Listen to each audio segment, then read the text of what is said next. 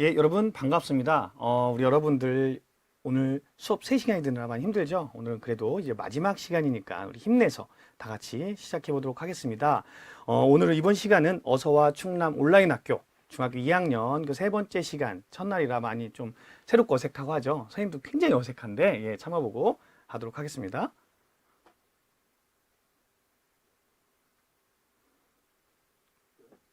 네.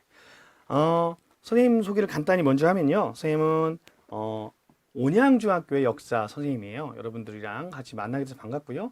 계획대로 된다면 약 6주간 여러분들과 일주일에 2번씩 만나보도록 하겠습니다. 사실 여러분들 코로나19 바이러스에 대한 그런 질병 때문에 여러분들 답답하고 힘들죠. 하지만 그 전염병이라는 건 감염병은 우리 모두가 조심해야지 나 하나가 걸려버리면 주변 사람에게 전부 다 피해를 줄 수 있기 때문에 좀 힘들고 불편하더라도 우리 여러분들이 잘 참고 버텨줄 거라 믿고요. 그리고 또 이 코로나19 덕분에 또 이렇게 여러분들 제가 우리 충남에 있는 모든 학생을 만날 수 있는 이런 영광된 기회도 있지 않습니까? 아주 그게 영광이고요. 그래서 우리 지나가다가 혹시라도 만나면 선생님 온양에 있거든요. 이제 온양이나 배방이나 천안에서 만나면 반갑게 인사해주면 예, 저도 매우 반가울 것 같습니다. 특히 우리 온양중학교 2학년 학생들 이거 들은 거 인증샷 찍어서 계약하고 저한테 갖고 오면 제가 작은 선물들을 드리도록 하겠습니다. 그리고 우리가 수업하기 앞서서요. 선생님이 몇 가지 부탁만 할게요. 선생님이 봤는데 우리 여러분들 생각보다 수업 열심히 참여하고 참 좋은데 우리 댓글은 우리가 쓸 때 여러분들이 이제 우리 충남교육청에서 하는 건데 그래도 좀 예쁘게 그리고 선생님들께도 힘내라는 말을 많이 써줬으면 좋겠어요. 꼭 이러지 하면 안 되잖아요. 그래서 선생님도 상처를 굉장히 잘 받는 스타일입니다. 그래서 좋은 댓글. 아까 전 시간 보니까 우리 멋진 수학생이니까 잘생겼어요. 목소리가 좋아요. 이름 불러주세요. 이런 게 많던데 그런 좋은 댓글. 그리고 사실 댓글이 굉장히 빨리 떠요. 그래서 잘 안 보이니까 하트를 막 주로 날려주시면 매우 감사할 것 같다는 말씀 드리고요. 자, 지금부터 즐거운 역사 수업. 댓글을 시작하기 전에 봤더니 제 얼굴이 안 나왔을 때 뭐 코요태 김종민이다 이러는데 예, 코요태 김종민이 아니라 실망했겠지만 사실 코요태 김종민이랑 나이는 거의 비슷해요. 그 코요태 김종민 저보다 한 살 더 어립니다, 사실. 예. 그래도 저도 이제 코요태 김종민 못지않게 열심히 여러분과 함께 수업할 테니까 잘 들어주기 바랍니다. 우선 여러분들과 역사 수업을 하기 앞서서 여러분들은 지금 이제 중학교에 와서 역사 처음 듣는 거잖아요. 역사 수업을 처음 하는 거예요. 그러다 보니까 역사가 뭔지에 대해서 사실 아직은 좀 그 어색함이 있겠죠. 잘 모르죠. 그래서 첫 시간이니까 그럼 수업하기 전에 우리가 이제 프롤로그라고 하죠. 들어가기 전에 역사가 무엇인가에 대해서 간단하게 뭐 짧게 공부하고 가보도록 하겠습니다. 역사란 무엇일까요? 많은 사람이 물어보죠. 역사가 무엇이냐? 역사는 뭐 어떤 것이 역사냐? 우리 무엇을 배우냐 하는데 역사는 한마디로 정의하면 인류가 살아왔던 과거를 배우는 학문이에요. 그럼 그 과거라는 건 어떤 것이냐라고 하는데 그거에 대한 정의는 크게 두 가지 정도로 정리가 될 수 있습니다. 첫 번째는 뭐냐면요. 18세기에 독일의 유명한 역사학자 랑케라 불리는 역사학자가 있어요. 그분은 근대 역사학의 아버지라 불릴 정도로 이제 역사가 교육에 이렇게 역사 교육이 되는데 큰 역할을 하신 분인데요. 이 사람은 사실로서의 역사라 함은 과거에 일어났던 모든 일들, 다시 말해서 과거에 일어났던 전부 다 이거를 객관적으로 그대로 옮기는 것이 역사다라고 주장했어요. 그래서 이걸 우리는 뭐라고 하냐면 사실로서의 역사, 객관적 사실로 된 사실로서의 역사라고 합니다. 하지만 우리가 생각해 보세요. 과연 예전에 일어났던 일을 전부 다 옮긴다면 역사책이 정말 어마어마하겠죠. 지금 교과서 뭐 훨씬 더 커지겠죠. 법전보다도 클 거예요. 그러면서 이제 20세기 들어오면서 아니다. 역사라는 것은 과거에 있었던 일 중에 의미 있는 것을 선택하여 기록하는 것이다 라고 이야기하는 사람들이 나옵니다. 역사란 과거와 현역이 들어가게 됩니다. 그래서 이거를 우리는 주관적 역사, 기록으로 역사, 해석의 역사라고 부르는 겁니다. 어려운 말이죠. 첫 시간부터 선생님 이거 뭐예요? 너무 어려워요. 막 이러는데 간단하게 우리가 한번 우리가 여러분들 지금 좀 있으면 이제 그 화면을 보면 예문을 하나 준비하세요. 선생님이 어제 이렇게 써본 건데 이게 2020년 코로나 바이러스라는 질병이 나타났다. 이건 여러분들 어떤 걸까요? 사실일까요? 기록일까요? 예. 여기에는 누군가의 해석이나 주관이 들어가지 않았죠. 예. 그래서 귀가 아파요. 막 사람들이 이제 귀 아파요 그러는데 너무 큰가요? 네. 이게 인터넷이고 생방송이다 보니까 여러 가지 좀 어려움이 있어요. 여러분들 좀 이해해 주시고요. 아마 내일부터는 좀 더 편하게 되지 않을까 생각합니다. 여러분들 버퍼링이 너무 심하면 새로 고침을 한번 눌러보세요. 예, 그러면 조금 있습니다. 2020년 코로나 바이러스로 인한 질병이 나타났다. 이것은 해석이 없기 때문에 이건 객관적 사실입니다. 두 번째 문장을 볼게요. 2020년 코로나 바이러스가 창궐하여 사회가 큰 혼란을 겪게 되었다. 이건 선생님의, 이거 제가 쓴 글이거든요. 선생님의 의견이 들어가 있는 겁니다. 뭐예요? 혼란을 겪게 되었다. 어떤 사람은 선생님 저는 이거 혼란 아닌데요? 라고 생각할 수도 있어요. 그리고 이게 바이러스 선생님의 주관적인 이야기, 생각이 들어간 겁니다. 그래서 우리가 보면 첫 번째 문장은 객관적 사실이고 두 번째 문장은 기록으로서 역사, 주관적이다라는 것을 알 수가 있습니다. 자, 그렇다면은 이제 우리 여러분들이 역사를 왜 공부할까요? 우리가 역사를 공부하는 이유에 대해서 한번 우리가 보면은요. 역사를 공부하는 가장 큰 이유는 선생님 같은 저한테 만약에 선생님은 왜 역사를 공부하셨어요? 아니면 왜 역사를 공부하고 계세요? 라고 한다면 첫 번째 답은 재미있어서입니다. 사실 맞죠. 역사가 재미없으면 왜 역사를 공부하겠습니까? 전 역사 재미없어요. 외울 게 많아요. 수업도 많아요. 하겠지만 교실에서 수업으로 하는 역사는 재미가 없지만 우리가 사회에서 또 영화, 소설, 게임 이런 거의 역사도 재밌잖아요. 여러분들 게임 중에서 굉장히 유명한 세계적인 게임 뭔지 아세요? 삼국지예요. 삼국지. 이게 다 역사적인 사실을 바탕으로 한 게임이잖아요. 그리고 우리나라 1000만 영화가 넘는 것 중에 대부분이 다 사극 아니면 또는 역사를 소재로 한 영화들입니다. 이런 것들이 다 사람들이 그만큼 역사를 좋아한다는 의미겠죠. 그래서 역사를 좋아하기 때문에 하는 게 제일 커요. 그렇다면 두 번째는 뭘까요? 역사를 배우는 가장 큰 이유는 내가 누군지, 나의 정체성을 확인하기 위한 역사예요. 이게 무슨 말이냐? 여러분들 넓게 안 가고 나를 봅시다. 내 가족에서 나는 누구에게 태어났고 그리고 내가 여기에 살고 있는 이유는 무엇이며 우리 부모님은 또 왜 여기서 태어났고 내 성은 왜 김씨며 이씨며 박씨며 이런 것들을 알아야 되잖아요. 그게 알기 위해서는 우리 부모님의 역사, 우리 부모님의 부모님의 역사, 우리 가정의 역사를 알아야 되는 거예요. 다시 말해서 자기의 정체성을 파악하기 위해서는 역사가 반드시 필요하다는 거죠. 그래서 재밌는 게 이제 외국인들 중에 우리나라 귀화하는 사람들 있잖아요. 귀화는 한국인이 되는 겁니다. 국적 자체가. 이 발음이 안 되네. 귀화 시험의 가장 중요한 과목 중에 하나가 역사예요. 왜 우리가 생각할 때는 말만 잘하면 되는 거 아니에요? 라고 하겠지만 한국인으로 살아가기 위해서는 나의 정체성, 우리 국가의 정체성을 알아야 돼요. 왜 우리가 일본과 이렇게 자꾸 티격태격 감정이 안 좋을까? 외국인들은 모를 수 있죠. 그런 정체성을 알아야 되는 겁니다. 예를 들어서 이제 우리 여러분들이 남학생들이 좋아하는 축구 얘기를 잠깐 해볼까요? 우리 스페인의 유명한 엘 클라시코라고 알죠? FC 바르셀로나와 레알 마드리드가 경기만 하면 막 전쟁터처럼 붙는데요. 왜 그럴까요? 단지 라이벌이라? 아니에요. 그 안에는 역사적인 맥락이 있었던 거예요.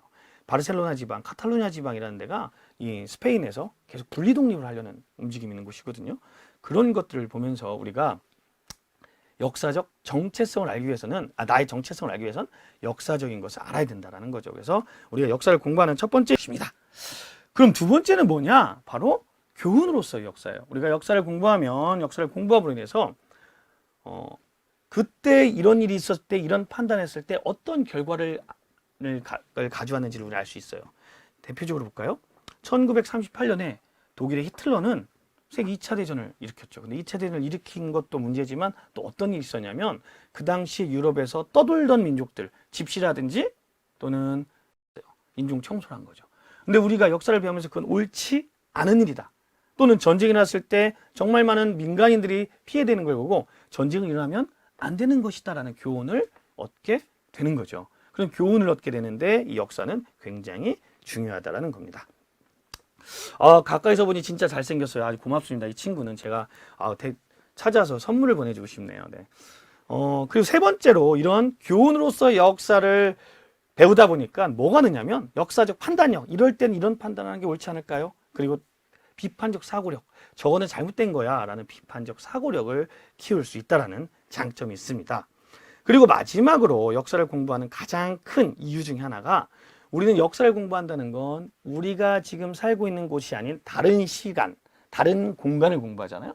그러다 보니까 우리는 내가 아닌 다른 것들에 대한 존중을 할 수가 있게 되는 거예요. 무슨 말이냐면 왜 그 매장 풍습을 한번 예를 들어 볼까요? 우리나라는 주로 매장을 어떻게 합니까? 사람이 죽으면 주로 묻거나 화장을 하죠. 태우죠. 하지만 몽골 쪽 같은 데 가보면 아니면 중앙아시아 쪽 같으면 이 시신을 그냥 들판에다가 놓아둬요. 나무에다 걸어두거나 그걸 조장 또는 풍장이라고 하는데 우리의 가치관을 생각하면 그건 뭡니까? 이건 그 돌아가신 분에 대한 예의가 아니죠. 어떻게 시신을 그러다 들짐승, 날짐승들이 이걸 뜯어먹고 훼손하면 어떡합니까? 하지만 중앙아시아나 몽골 쪽에서는 그 돌짐승, 날짐승들이 그렇게 뜯어먹어서 살점이 다 떨어져서 깨끗하게 뼈만 남는 걸 가장 좋은 매장, 장례식이라고 해요. 편단을 해요. 왜냐하면 자연으로 돌아간다는 거기 때문에 그래요. 그러니까 우리의 가치관을 생각하기 어려운 것들. 뭐 예를 든 게 뭐 많이 드는 게 중동, 아랍 같은 데 가보면 일부 다처제잖아요. 남편이 하나인데 부인이 여럿이에요. 그럴 거 가지고 막 너무 남성 중심 사회다. 여성을 너무 이렇게 한다라고 할 수 있는데 그게 아닙니다. 거기는 대상이라고 해서 상인들이 이렇게 많이 있었던 지역이고요. 또 그리고 거기가 좀 이따 하겠지만 굉장히 그 열려있는 공간이기 때문에 예로부터 침략 전쟁이 굉장히 많았어요. 그러다 보니까 전쟁 미망이라든지 이런 그 남편이 없는 여자들이 많았던 거죠. 그들의 생계라든지 아니면 안전을 위해서 일처다부제를 허용하게 된 것입니다. 거꾸로 중앙아시아에 가면 중앙아시아에 가면 일처다부제가 있어요. 부인이 하나인데 남편이 여럿이에요. 우와! 그러면 막 이 남자 이렇게 그건 아니고요. 주로 형제가 한 명의 부인을 같이 얻게 되는 겁니다. 왜냐하면 그것도 유목이기 때문에 막 떠나요. 그러다 보니까 이번엔 큰 형이 와서 둘째 형이 와서 셋째 형이 와서 부부 생활을 하게 되는 거고 그리고 그 나는 아이는 그 가족이 공동으로 육아를 하게 되는 것이지요. 이런 걸 우리는 뭐라고 하냐면 지금 우리나라의 관점을 볼 때 선생님 그거는 폐륜 아닙니까? 그거는 이상하잖아요 하겠지만 거기서는 당연한 가족의 경제력이라든지 이런 걸 위해서 당연한 거다라는 거죠. 이런 식으로 우리는 역사를 배우면서 나와 다른 문화를 인정하고 존중할 수 있는 이런 것을 배운다라는 의미가 있습니다. 우리가 역사를 배우는지 4가지 꼭 기억하시고 넘어가도록 하겠습니다. 자, 그러면 이제 본격적으로 수업에 들어가기 앞서 이제 마지막입니다. 역사 시대를 어떻게 구분하나요? 라고 하는데 이 역사라는 말이 뭐냐면요. 역사는 기록한다는 뜻이에요. 아까도 말했잖아요. 그럼 기록은 뭘로 하죠? 문자로 합니다. 그래서 문자가 만들어진 시기를 이후의 시기를 우리는 역사 시대라고 해요. 그럼 그 전의 시기는 뭐라고 해요?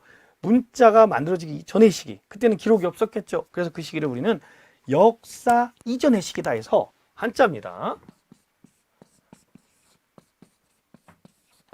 선사시대라고 불려요. 예, 그게 무슨 말이냐면 먼저 선자를 써요. 우리가 이제 선생님 할 때도 먼저 태어난 사람이죠. 선사시대라고 부르게 되는 겁니다. 그러면 여기서 또 의문이 생겨야 돼요, 여러분들. 역사는 항상 의문입니다. 그럼 선사시대는 시대를 어떻게 구분하나요?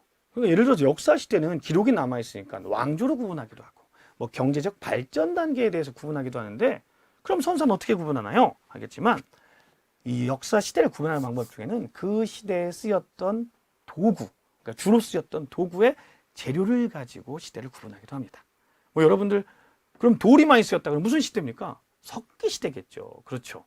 그리고 뭐 그 뒤에 청동이 쓰였다. 그럼 이제 금속 시대 중에 청동기 시대, 철기 시대라고 구분하는 겁니다. 물론 이제 청동기 시대부터는 우리는 역사 시대라고 그래요. 기록이 남아 있기 때문에 이런 석기 시대에는 뭐 돌의 모양이나 그런 도구의 정밀도, 이런 가공도에 따라서 구석기 시대냐, 신석기 시대냐 이렇게 나누기도 하게 되는 거죠. 우리가 역사와 선사에 대해서 반드시 구분하고 갈 줄 알았으면 좋겠습니다. 자, 그러면 이제부터는 정말 우리가 첫 번째 수업입니다. 수업의 주제, 인류는 어떻게 나타났을까? 우리가 역사는 아까 뭐라고 했죠? 인류가 살아온 과정, 기록이라고 했잖아요. 그러니까 인류가 어떻게 나타났는지를 알아야 당연히 역사를 배우겠죠. 예. 네. 선생님이 수업을 멈춘 동안에 댓글을 한번 읽어봤는데 머리 모양 때문에 수업에 집중 못하겠어요 막 이러는데 그걸 좀 바꿔주세요. 선생님 얼굴 때문에, 선생님 눈빛 때문에 수업을 못하겠어요 이렇게 해주시면 제가 기분 좋을 것 같고요. 저도 이제 머리 모양 때문에 좀 전에 저희 와이프한테 한마디 혼났어요. 머리 그게 뭐냐. 근데 제가 왁스를 잘 못 발라요. 그래서 왁스를 바르다 보니까 머리가 다 올라가 버렸네요. 다음 시간에는 조심하고 오겠습니다.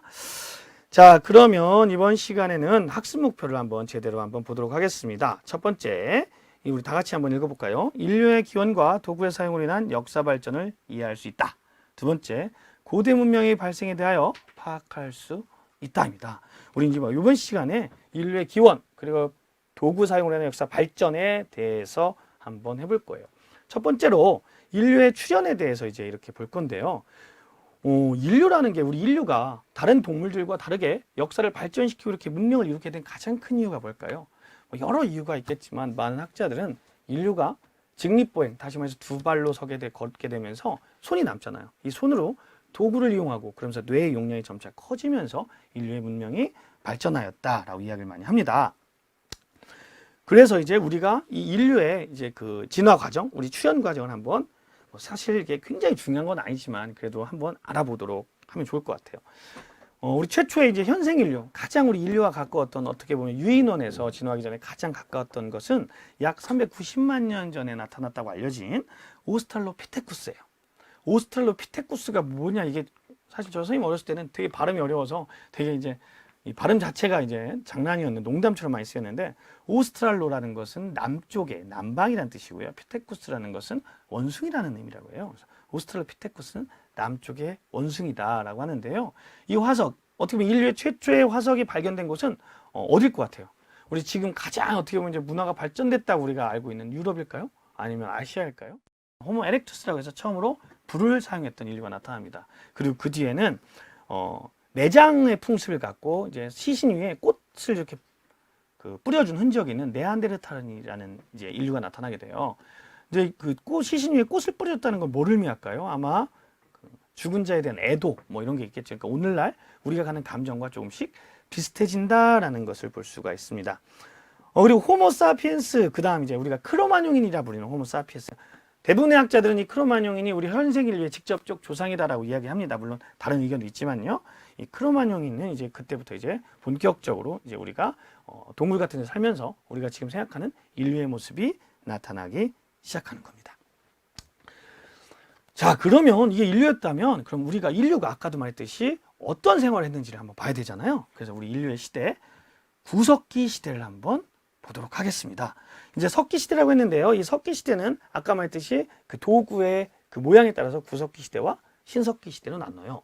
구석기 시대는 대표적인 게 뗀석기를 사용합니다. 뗀석기. 뗀석기가 뭐예요? 여러분들, 뗐다는 거예요. 돌에서 뗀석기예요. 그러니까 떼다 보니까 어떨까요? 당연히 정밀하지 않겠죠. 좀 어떻게 보면 얼핏 봤을 땐 굴러다니는 돌 아니야 하겠는데, 자세히 보면 이렇게 가공의 흔적이 나타난다고 합니다. 그래서 여러분들 선생님 화면에 보여주면 4가지 화면이 보이죠? 이 4가지만 있는 건 아니에요. 이런 방식으로 그 돌을 깨기도 하고 쪼개기도 해서 내가 원하는 그런 그 도구를 만들었다고 합니다. 이 당시에 만들었던 도구의 용도는 주로 곡물이나 추위로부터 피할 수 있어요. 그러니까 인간의 수명이 더 길어질 수 있고 이제 본격적인 생활이 가능하다는 건데요. 아직은 이제 대부분이 채집과 사냥이 중심이 됩니다. 채집이라는 게 뭐예요? 열매를 따먹는다거나 뿌리를 캐먹는다거나 아니면 뭐 이제 이렇게 떨어져 있는 과일을 주워 먹는다는 거나 이런 게 채집이겠죠. 그리고 사냥은 뭡니까? 사냥은 맘모스를 잡고 다니거나 막 이런 거 사냥이라고 그래요. 그래서 우리는 채집과 사냥이 그 당시에 주 경제 생활이었습니다. 근데 여러분 생각해 보세요. 추운 때라 맘모스 같은 큰 동물 살았거든요. 그러다 보니까 한 명이 아닌 무리, 10에서 15명 종의 무리지어 이동 생활을 하는 삶을 살았다는 것입니다. 그럼 이 사람들은 집이 어디 있었을까요? 집이 있었을까요? 집은 없었죠. 그러니까 주로 어디서 삽니까? 비를 피하거나 추위를 피할 수 있는 동굴 또는 바위 그늘. 바위 그늘이 뭐예요? 그런데 바위 그늘은요, 바위가 움푹하게 들어간 곳이 있어요. 이렇게 밑에. 그럼 거기에 그늘 같은 게 생기잖아요. 거기서 살기도 합니다. 그리고 때로는 집도 지어요, 사실은. 근데 이때 집은 막집이에요, 막집. 왜 막집인 줄 아세요? 막 지어서 막집이에요. 예, 진짜입니다. 막집에서 살기도 합니다. 자, 그래서 이제 우리 한반도에서는 구석기 유적이 어떻게 나오는지를 한번 보면은요, 사실 한반도에서 구석기 유적은 위에서부터 아래까지 전 지역에 걸쳐서 골고루 나와요. 근데 우리가 주의할 점은 지금 우리 한반도에 살고 있는 우리의 직접적 조상은 이 구석기 시대 사람은 아니라고 알려져 있어요. 하여간 주로 이제 보면 동굴이나 뭐 바위 그늘 이런 데서 살았음을 알 수가 있죠. 근데 우리가 여기서 한번 주목해 볼 곳이 하나 있습니다. 우리 딱 가운데를 봅시다. 우리가 충남이잖아요. 그러니까 어디를 보면 되냐면 충남 공주의 석장리 유적이 있어요. 여기가 뭐냐면 지금 이제 공주에서 금강가에서 이제 세종 쪽으로 가다 보면 나오는 곳이에요. 반포라는 곳에 있는 곳인데 이 석장리 유적은요 구석기부터 해서 철기 시대까지 모든 이 시대별 유물이 다 나오는 곳입니다. 그래서 나중에 이제 코로나19 바이러스가 잠잠해지고 그러면 여러분들이 한번 쉽게 그냥 편안하게 놀러 가서 볼 수 있는 이런 재밌는 곳입니다. 한번 가서 보시기 바랍니다. 자, 그러면 이제 두 번째로 신석기 시대로 넘어가 보겠습니다. 사실 이제 거의 뭐 2달 반을 쉬다가 지금 첫 수업을 하니까 얼마나 힘듭니까? 더군다나 내가 사랑하는 핸드폰과 컴퓨터 옆에 있는데 그래도 이제 거의 다 끝나가니까 조금만 더 집중을 해주시고 예, 마무리하도록 하겠습니다. 신석기 시대는요, 우선 간빙기가 끝나고 시작돼요. 빙하가 끝나고 시작돼요. 무슨 말이냐면 구석기 시대는 빙하 시기였다면 신석기 시대는 빙하가 끝난 따뜻한 시기입니다. 따뜻한 시기의 특징은요, 동물들이 지금 포인트인데요. 우리가 꼭 알아야 되는 거는 바로 예, 농경과 목축의 시작이라는 겁니다. 농경과 목축의 시작. 예, 농경이 이때부터 시작이 되고 목축이 시작돼요. 근데 농경이 뭐예요, 여러분들? 바로 농사 짓는 거예요. 그리고 목축은 뭡니까? 사냥이 아니라 짐승들을 기르는 거예요. 그러니까 왜 이게 시작됐을까? 쌤이 가만 생각해 봤는데 그냥 상상력입니다. 원래 선사시대는 다 상상이니까. 아마 어떤 사람들이 수박을 먹었을 거예요. 여름에 막 수박을 먹고 장난으로 씨를 톡톡톡톡톡톡 일렬로 쭉 뱉어놨을 거예요. 그냥 장난으로. 그리고 다 먹고 이제 떠났겠죠? 떠나고 다음 해쯤에 그곳에 우연히 돌아왔는데 수박이 그 줄지어서 이렇게 자라나고 있는 거예요. 그걸 보면서 오! 뭐지? 씨를 심으면 이 작물이 열리는구나를 알 수 있었겠죠. 그러면서 우리 힘들게 이 과일을 찾아 돌아다니지 말고 이곳에 심어서 우리가 가꾸어서 먹으면 어떻겠을까? 이런 생각을 했을 거예요. 그리고 또 목축도 마찬가지입니다. 사냥은 되게 어려운 거예요. 사실 잘 안 돼요. 한데 어느 날인가 무슨 일인지 사냥이 너무 잘 된 거예요. 굉장히 많은 동물들을 잡았습니다. 그러니까 이 동물들을 잡아다가 원래는 그날 다 먹었겠지만 너무 많으니까 아까우니까 묶어놨겠죠. 묶어놨는데 이것들이 거기서 이제 자라면서 새끼도 낳고 막 계속 불러나는 거예요. 그럼 그걸 보면서 뭐지? 힘들게 사냥하지 말고 얘네를 한번 키워볼까? 이런 걸 알게 되는 거죠. 그러면서 농경과 목축이 시작된다는 겁니다. 근데 가장 핵심은요. 자, 사냥을 하거나 채집을 하면 먹을 게 떨어지면 옮겨 다녀야 돼요. 찾으러. 그런데 농경을 하고 목축을 한다는 거는요. 계속 가꿔야 되잖아요. 그리고 먹이도 줘야 되잖아요. 어떻게 해야 됩니까? 제일 중요한 거. 정착 생활을 하게 되는 겁니다. 자, 신석기와 구석기의 가장 큰 차이는 뗀석기와 관석기도 있지만 이동 생활이냐 정착 생활이냐도 있다는 거 우리 여러분들이 꼭 기억해 주시기 바랍니다. 정착 생활 매우 중요합니다. 왜냐면요. 자, 생각해 보세요. 떠도는 게 아니라 한 곳에 정착하면서 거기서 살면서 점차 문화라는 게 발전하기 시작해요. 그래서 우리 인류가 문명이 발생하고 이러는데 굉장히 큰 영향을 준 것이 이 신석기의 농경의 시작이라고 할 수 있습니다. 그래서 많은 학자들이 이 신석기 농경의 시작을 인류의 삶을 봤을 때 혁명적인, 다시 말해서 굉장히 중요한 사건이다라고 해요. 그래서 이걸 우리는 신석기 혁명 또는 농업혁명이라 부르게 되는 겁니다. 자, 그러면요, 우리 신석기 시대의 사회 모습을 한번 볼까요? 신석기 시대의 사회 모습을 보면 이제 첫 번째 평등 사회입니다. 신석기 시대는요, 아까 말했듯이 정착 생활하기 때문에 부족 생활을 이뤄요. 그러니까 대부분 시족이겠죠. 그 넓은 의미의 가족일 텐데요. 부족 생활을 하게 됩니다. 그런데 부족 생활을 한다고 해서 거기서 뭐 권력자가 나온다거나 지배자가 나타나거나 이건 아니에요. 모두가 평등한 사회. 먹을 게 생기면 다 같이 나눠 먹는 평등한 사회였다는 거 꼭 기억해야 됩니다. 그럼 권력은 언제 나타나냐? 다음 시간에 배울 청동기 시대부터 나타난다는 겁니다. 아직까지 평등사회예요. 그리고 두 번째, 정착 생활을 하려면 뭐가 필요해요, 여러분들? 동굴에 살 수 있습니까? 집이 필요하죠. 그래서 움집이라는 집을 짓기 시작해요.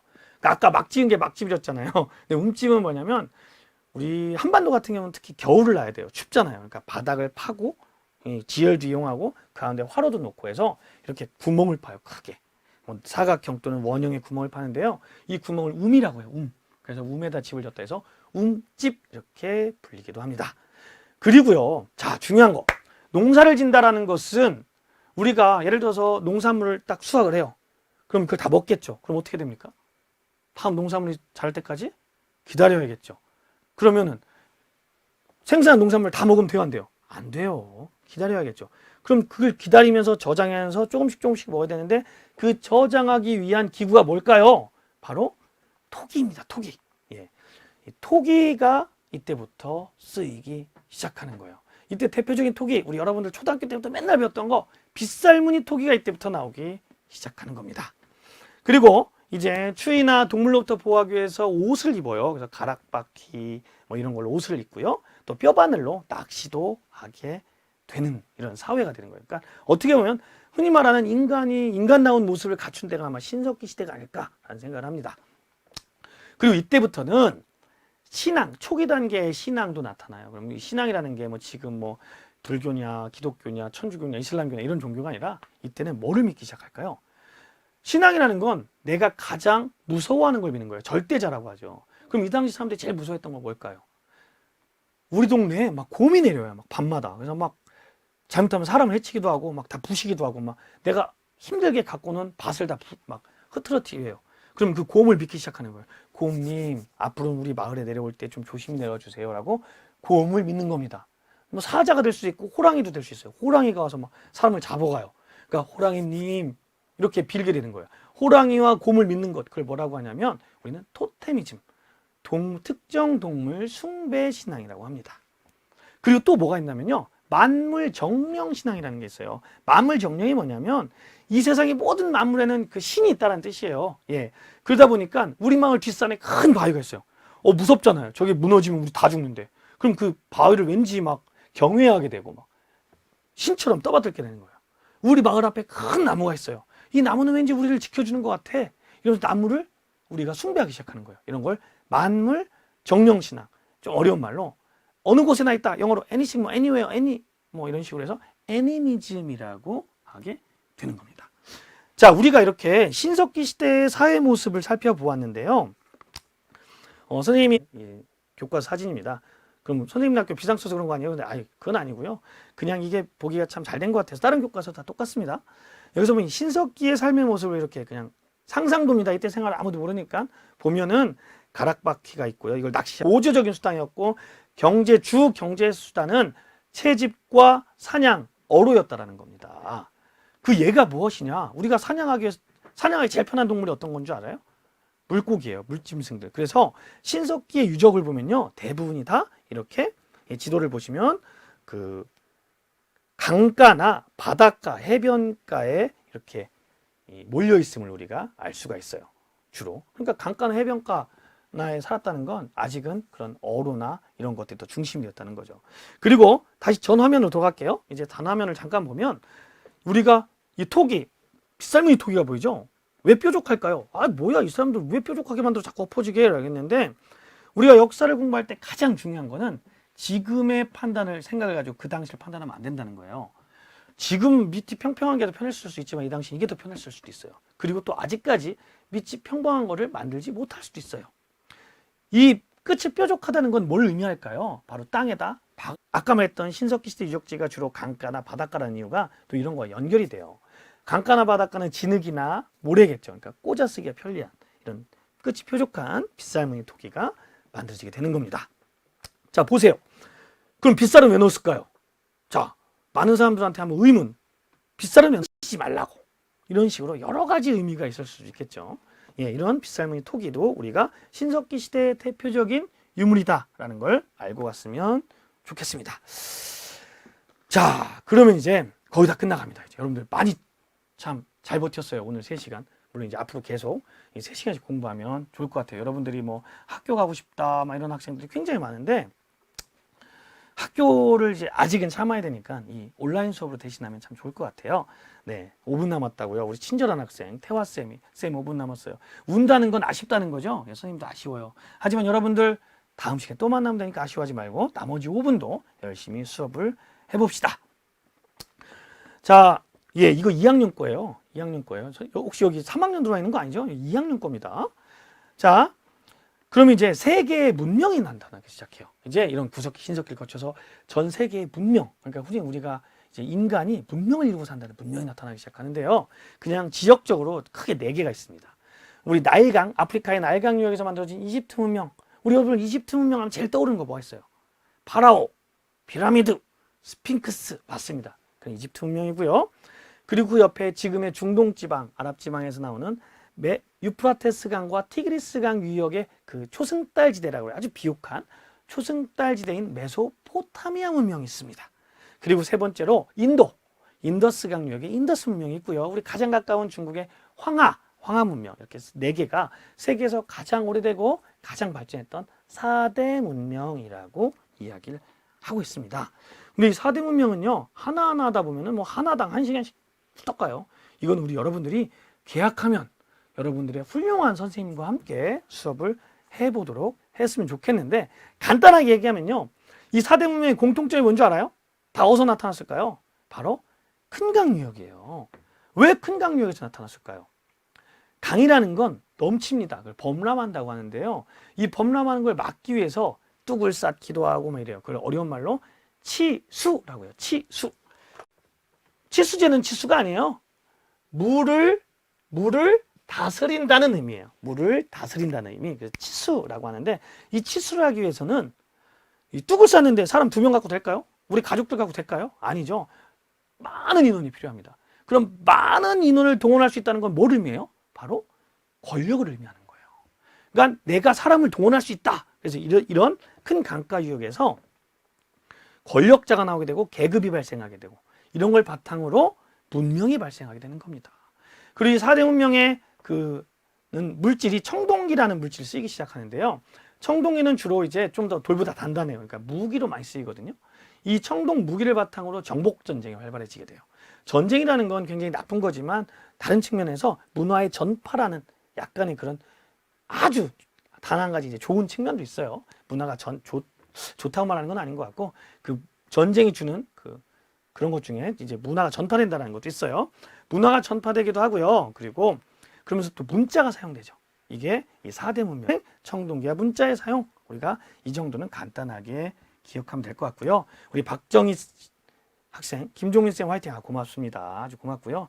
아까 어떤 학생이 선생님 끝나고 머리 하라고 하는데 어제 한 거예요. 이게 미안합니다. 어제 한 건데 이 정도라서 제가 집에 가서는 한번 진지하게 머리 모양 다시 고민해 보고 올게요. 그럼 우리가 다음 시간에 뭘 배울 것인가? 우리 차시애고 우리 화면을 한번 봐주시기 바랍니다. 다음 시간에는요, 단군행 왕검이 세운 날은 어떤 날일까요? 여러분은 단군 왕검 알아요? 우리 단군 할아버지, 우리 민족의 시조라 불리는 단군 할아버지가 세운 나라 혹시 기억합니까? 알고 있습니까? 바로 고조선이라는 나라죠. 왜 고조선이라고 그래요? 고조선 아니에요? 근데 정확하면 조선이에요. 조선인데 우리 1392년에